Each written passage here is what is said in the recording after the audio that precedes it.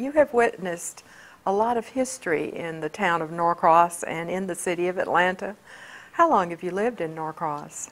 Well, I've lived in Norcross all of my life, but I lived out in the area they call Pinckneyville, on the corner of Medlock Bridge Road and Spaulding Drive. That's where I was born and bred. Tell us about your early life. Well, my early life was, it was a good life. Norcross was a country town then, and so you didn't have a lot of the privileges and a lot of the entertainment that you have today. So we mostly visited families that lived in the area and played with the children that lived in the area. Tell us about your family, your parents, where they came from, your mother, your father, your brothers, your sisters. My mother was originally a Norcross resident.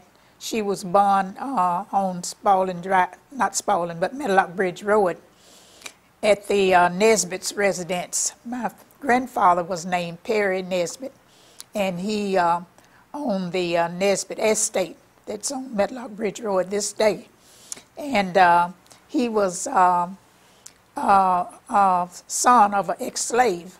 And he never told us too much about his experience. But anyway, my mother was a school teacher, and my father was a school teacher. My mother went to Spelman College, well, it's Spelman Seminary then, and my father, he went to Morehouse. So in that time, whoever went off and got enough education, they would come back and teach the others.